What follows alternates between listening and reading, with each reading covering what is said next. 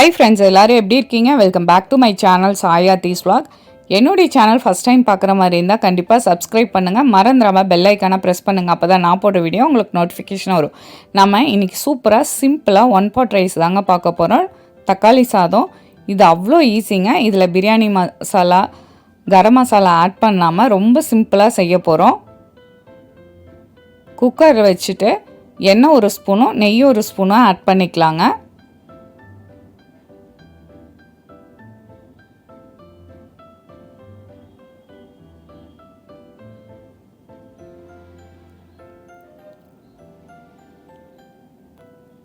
எண்ணெய் சூடானதுக்கப்புறம் இதில் கடுகு போட்டுக்கலாங்க.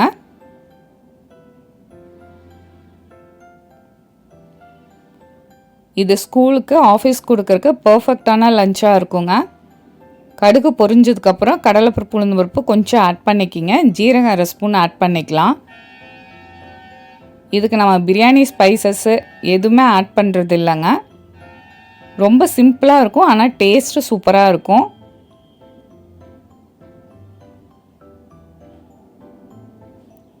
கடல் பருப்பு உளுந்த பருப்பு செவந்ததுக்கப்புறம் நான் பெரிய வெங்காயம் 2 நீளமாக கட் பண்ணி ஆட் பண்ணுறேங்க.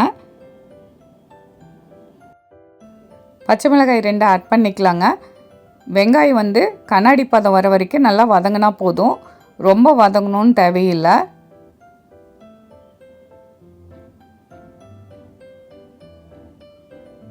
பாருங்கள், நல்லா வதங்கிருச்சு. இப்போ இஞ்சி பூண்டு பேஸ்ட்டு ஒரு ஸ்பூன் ஆட் பண்ணிக்கலாங்க. இது ஹோம்மேட் இஞ்சி பூண்டு பேஸ்ட்டு தான்.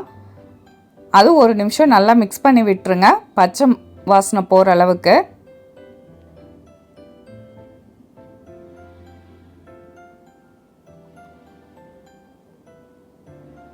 நான் 2 வெங்காயத்துக்கு 4 தக்காளி ஆட் பண்ணுறேங்க. மீடியம் சைஸ் தக்காளி பொடி பொடியாக கட் பண்ணி ஆட் பண்ணிக்கிங்க.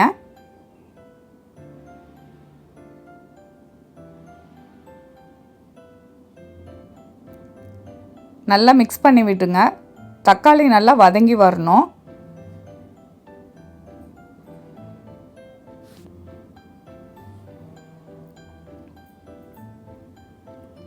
இப்போ தேவையான அளவு உப்பு ஆட் பண்ணிக்கலாங்க.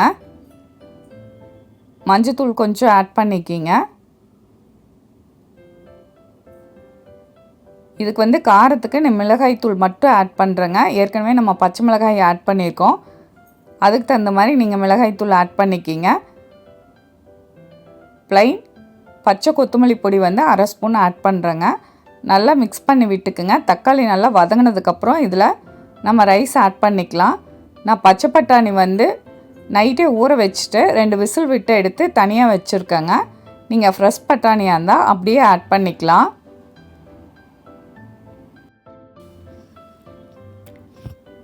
பாருங்கள், தக்காளி நல்லா வதங்கி எண்ணெய் நல்லா பிரிஞ்சு வந்துருச்சு.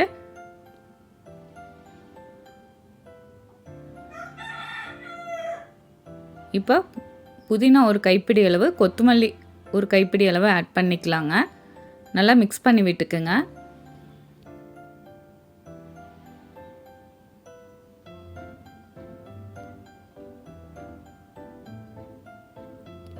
இப்போ நம்ம வேக வச்ச பட்டாணி இதில் ஆட் பண்ணிக்கலாம். ஆட் பண்ணிவிட்டு இதையும் ஒரு டைம் நல்லா மிக்ஸ் பண்ணி விட்டுக்குங்க. நான் பாஸ்மதி ரைஸை ½ அன் ஹவருக்கு முன்னாடி ஊற வச்சுட்டு எடுத்து வச்சுருக்கேங்க. நீங்கள் ப்ளைன் நம்ம எப்பவும் சாப்பாட்டுக்கு செய்வோம்ல, அந்த ரைஸ் கூட ஆட் பண்ணிக்கலாம். தண்ணி ஃபுல்லாக ஃபில்ட்ரு பண்ணிவிட்டு ரைஸ் இதில் ஆட் பண்ணிக்கலாம். நான் 1க்கு 1.5 தண்ணி ஆட் பண்ணுறேங்க, பாஸ்மதி ரைஸுங்கிறதுனால. நல்லா மிக்ஸ் பண்ணி விடுங்க.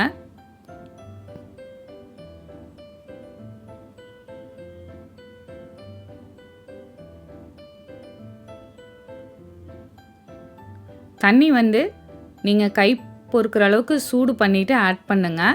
அப்போ இன்னும் டேஸ்ட் கொஞ்சம் நல்லாயிருக்கும், பச்சை தண்ணி ஆட் பண்ணுறதை விட.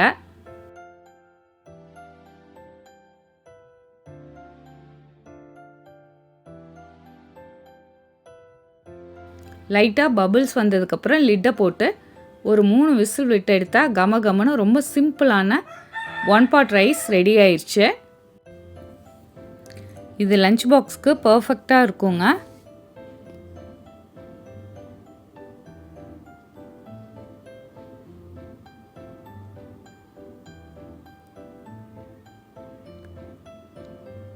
3 விசில் வந்ததுக்கப்புறம் கேஸ் ஃபுல்லாக ரிலீஸ் ஆனதுக்கப்புறம் ஓப்பன் பண்ணி பாருங்கள். உதிரி உதிரியாக சூப்பராக நம்மளோட சிம்பிளான தக்காளி சாதம் ரெடி ஆயிடுச்சு.